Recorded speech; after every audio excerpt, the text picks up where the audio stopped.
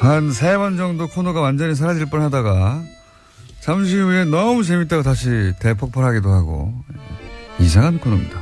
더불어민주당 안민석 의원 나오셨습니다. 안녕하십니까? 네, 안민석 의원입니다. 오늘은 이야기 없나요? 뒤에? 누구 어떤 안민석? 디그니티, 엘레강스. 저를 흔들지 말아주세요. 총수. 자유한국당 김성태 의원님 나오셨습니다. 네, 안녕하세요. 김성태입니다. 네. 다른 이야기 전에 이제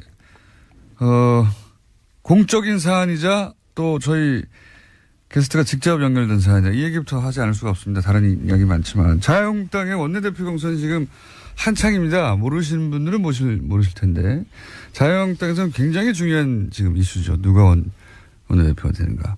근데 거기에 이제 김성태 의원이 3선으로는 유일하게 출마해서 자타 공이 현재 기준으로는 가장 유력한 원내대표 후보, 당선 후보, 예상 후보로 지금 거론되고 있습니다. 어떻게 보십니까, 안민석 의원님? 제가 일단 관전평을 말씀드려볼게요. 네. 먼저 이제 남의 집안일에 대해 가지고는 별로 제가 관심은 없는데 관심이 항상 많지 않으십니까? 역시 국민들 역시도 네. 지금 이 자한당 원내대표 선거에 대해서 관심이 별로 없어요. 왜냐하면은 국민들이 지금 하라는 것은 과감하게 과거에 대한 청산, 적폐청산을 하려는 것인데 자한당이 계속 발목을 잡는 이런 짓을 하고요. 특히 이제 국회 부의장이라는 분이 신모 부의장이라는 분이 문재인 대통령을 내란죄로 고소하겠다는 이제 그런 이제 막말을 하지 않았습니까? 사실은 제가 볼 때는 과거에 성군 같은 우리 조선의 그 군주들, 세종이나 정조 같은 그런 정도 수준의 민심의 지지를 얻고 있는 대통령이 문재인 대통령이고요. 지금 200일 되었는데 지금까지 70%대의 지지율을 유지하고 있다는 것은 이 민심을 반영하는 것이고 이 민심이 문재인 대통령을 지지하는 것은 적폐청산에 대한 지지 그리고 과감한 독하게 청산해달라는 그거거든요. 그런데 이런 대통령을 향해서 내란죄로 고발하겠다고 하는 정도의 그리고 이런 국회 부의장의 발언에 대해 가지고 자유한국당에서는 오히려 속으로 은근히 잘했다고 또 표정 관리를 지금 하고 있어요. 이런 정당이 지금 원내대표를 뽑고 있는 것에 대해서 국민들이 관심을 들 리가 없죠. 그러나 단지 김성태 의원님이 지금 출마를 하신다고 하니까 제가 그래도 살짝 관심을 가지겠는데 지금 현재 추세로는 당선 가능성이 상당히 높을 것 같고요. 정두원 의원도 어느 방송에서 그렇게 말씀을 하셨고요. 그런데 여기에 변수가 있는 게 아마 결선 투표라는 게 있는 모양이에요. 그러니까 결선 투표라는 거는 반 김성태, 그러니까 즉 친박 쪽의 성향의 내지는 중도 성향의 의원들이 다수가 때로 출전을 해서 1대1로 붙으면 안 될 것 같으니까. 그래서 굉장히 발언을 길게 하시고 계신데 2등 하는 사람에게 결선 투표 때 몰아주겠다. 그러니까 그거거든요. 그게 변수입니다. 간단하게 요약하면은 1차는 김성태 의원이 1위를 할 가능성이 근데 대단히 가반수를 높고. 못 얻죠. 근데 가반이 안 돼서 2차에서 나머지 분들이 이제 단일화를 할 때 2등을 원내대표 시키는 그때 어떻게 결론 날지는 것 같은데 어떻습니까, 김성태 의원님? 본인 선거라서 본인 위주로 말씀하시겠죠. 제1야당의 원내대표 선거는 향후 여야관계에 있어서 가장 중요한 그런 잣대가 될 것인데 그 중요한 제1야당의 원내대표 선거를 별로 관심도 없다 그러고 또 국민들도 하등에 신경 안 쓴다 그러고 그렇게 악의적으로 폄하하는 부분은 좀 적절치 않은 것 같아요. 원내대표가 돼서 응징해 주십시오. 좋은 원내대표가 뽑혀서 여야관계 잘 가져가고 또 정부와 또 협치가 이루어지는 그런 여의도 정치가 복원되기를 바란다. 이렇게 희망을 이야기하셔야지. 이건 말해. 이건 하든 말든 그게 하여튼 원래 그렇게 사신 분이니까 제가 그렇게 이해를 하시고. 아까 심재철 의원 말씀하셨는데 국회 심재철 부의장께서 민주당과 청와대가 지난 6개월 동안에 헌법 가치를 무시하면서 국가 정체성을 위태롭게 했다는 그런 취지로 이 내란죄와 국가기밀 누설죄로 이제 형사를 고발해야 된다는 거예요. 저는 막 그런 측면에서 이 내란죄까지 언급한 것은 좀 지나친 감이 없지 않아 있다고 저는 분명히 봅니다.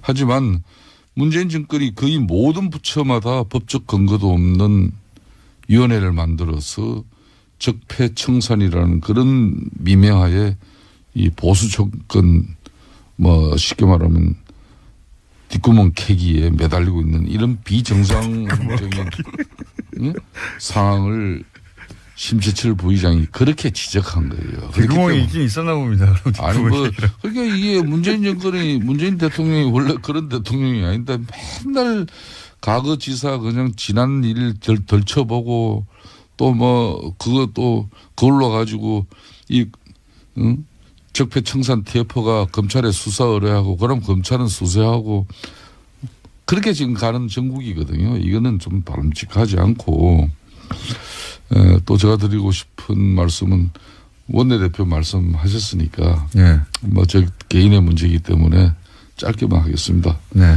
뭐 최선을 다할 뿐이고 저는 지금 이 보수는 절대절명의 저는 위기라고 봅니다. 그래서 홍준표 대표가 위기를 극복하는 처절한 심정으로 저의 진정성을 가지고 지금까지의 방식이 아닌 새로운 보수 정당으로서의 진면모를 위해서 바뀌자. 그래서 도와달라 그러고 하고 있습니다. 홍준표 대표가 왜 김성태 의원님을 이렇게 백업하죠? 뭐 백업이라기보다는 네. 이제 영국의 보수당의 이런 절대적인 위기 상황에서 어떤 기회를 만들어가는가 거기에 아마 홍 대표가 상당히 많은 김성태 의원님하고 영국하고는 상관이 없습니다. 저 연구를 하신 것 같아요. 네. 영국이 이제 가령 보수당이 이게 지주 귀족들 정당인데 이게 400년 역사를 이어오면서 많은 위기가 왔거든요. 그 위기 때마다 영국 보수당은 쉽게 말하면 사회개혁 특히 이 노동조합 활동을 보장한다든지 이 노동자들의 사회적 지위 향상에 뭐 엄청난 계획적인 조치를. 그런데 영국의 보수 정당도 부패 정치를 옹호했나요? 예? 부패 정치를 했어요? 부패 정치 많이 됐죠 거기도. 영국의 보수 정당이요? 영국의 보수. 그래서 최순실 재산몰수 특별법을 자유한국당이 그렇게 반대를 하는 겁니까? 그거는 부패로 비리로 축적한 부정재산을 몰수하자는 특별법에 왜 자유한국당 의원님들이 이렇게 반대를 하죠? 안민석 의원님, 최순실 몰수 특별법은 국회 법사위 법안 아닙니까? 그죠? 네. 국회 법사위원들 중에 그 법을 위해서 민주당 간사인 금태섭 간사를 비롯한 민주당의 최고의 법조인 박범계 간사 이런 의원들이 계시잖아요. 네. 소위위원장도 민주당이에요. 그러니까 거기서 이 법안 처리가 왜 이렇게 안 되냐고 그렇게 따져야지 왜 맨날 그거 안 되는 걸 저희 당한테 문제를 제기해요. 자유한국당은 반대하지 않습니까? 뭐 나는 개인적으로 그거 잘 되길 바라는 사람인데. 김성태는 빼고 다른 분들은요? 그 안민석 의원께서는 제가 지난번에도 한번 지적했듯이 북토크 콘서트는 이제 대강하고 이 법안 통과를 위해서 이제 매진하시라. 뭐 책장사는 이제 거의 마쳤습니까? 이 특별법이 제정이 안 되면요. 최순실 재산 몰수가 안 되는 거거든요. 그다음에 네. MB 재산 몰수까지도 연결되어 있는 것인데요. 근데 네. 국민들은 이걸 이해할 수가 없어요. 왜 국민들이 원하는 해달라고 하는 최순실 재산 몰수 이것을 하기 위해서 특별법을 제정을 해야 되는데 왜 국회가 이것을 뒷전을 지고 있는지 지난주에 법사위원회에서 이 법을 다루는데요. 자유한국당 간사라는 분이 이 법은 쓰레기 법이다 이건 논할 가치가 없는 것이다. 이야기 꺼내지도 말라. 그렇게 해서 논의조차가 안 됐다는 거 아닙니까? 그러면은 이게 자유한국당의 입장을 대변한다고 봐야 되는 거 아니겠어요? 이런 겁니다.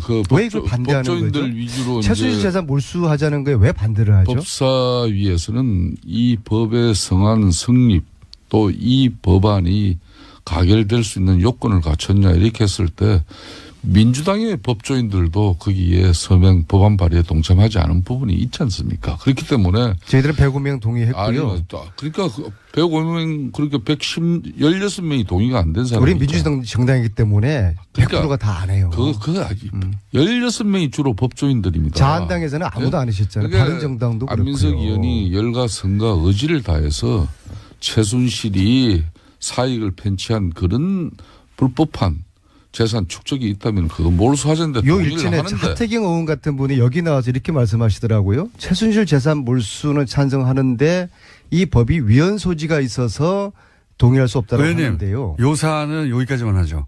이거는 저희가 매주 20분씩 했어요. 한 5개월 됐습니다. 똑같은 얘기를 반복한 지가. 요 사안 앞으로도 계속 할 텐데 오늘은 여기까지만 하고요. 알겠습니다. 제가 예. 한 말씀을 드리겠습니다. 지난주에 이제 사법부 이제 김관진, 이런 임관빈, 영장 심사 결과 석방. 이런 논란 가지고죠. 이 적폐놀이 3인방이 계시잖아요. 그죠? 적폐놀이 3인방은 안민석 의원님이 또 그 맨 앞에도만 안민석. 저에게 그런 훈장을 달아줬습니까? 그렇지. 송영길, 박범계 의원 이렇게 이 세 분이 적폐놀이 3인방이에요.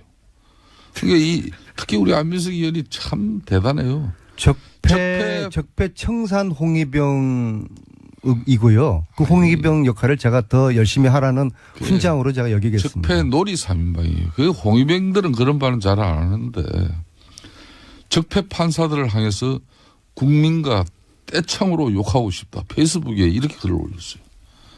이게 안민석 의원님 제가 누누이 이야기하시지만은 그것도 수도권 내리 4선의 집권당 중진 의원으로서는 이제 이런 용어 선택은 적절하지 않아요. 이거는 석방은 적절했습니다. 야당일 때는 국민들이 웬만큼 또 지지자들도 이해가 되는데 이런 거는 저희들한테 넘겨주세요. 그냥 저희들이. 아니 불의를 보고 이 법원이 법원이 성역 불가침 명령도 아니고요. 이 법원의 불의를 보고서 어떻게 이걸 참습니까? 김관진 석방이요. 두 가지 굉장히 심각한 메시지를 주는 겁니다. 첫째는 MB 구속이 거의 특미까지 왔는데 이게 지금 차질을 빚고 있고요. 두 번째는 김관진을 통해 가지고 최순실의 무기 거래 의혹 이것이 계속 제기돼 왔는데 여기에 대해서 수사를 지금 못하게 되었고요. 그리고 제가 3월 16일 날 뉴스공장 이 자리에서 뉴스공장 때문에 이런저런 뭐 제가 고초도 많이 겪고 그랬지만은 제가 삼성한테 완전 찍혔지 않습니까? 삼성 이재용의 재판을 주심 판사가 최순실 후견인의 사위다. 그 이야기를 제가 했잖아요. 그다음에 그날 오후에 법원에서 사위가 맞긴 맞는데 정수장학회 이사를 하지 않았다. 저는 정수장학회 이사한지도 몰랐는데 그렇게 생뚱맞은 논평을 법원에서 내고 다음 날 그 판사가 교체되지 않습니까? 이런 법원에 대해 가지고 의심하지 않을 수가 없죠. 물론 다 그런 거 아니죠. 대다수의 양심적인 판사들이 계신가 하면은 이런 기회주의적이고 정치 성향의 그런 판사들을 향해서 적폐 판사라고 제가 지칭을 했습니다. 안민석 의원님. 그런데 말이죠. 저는 이름은 안 됐는데 저보고 이름을 대서 개인의 신상까지 건드렸다고 하는데요. 저는 그냥 적폐 판사라는 것에 주목을 했지 이름을 제가 지칭한 적이 없는데. 자, 제가 한 말씀 이름을 검색하면 다 나오니까요. 아, 그렇습니까?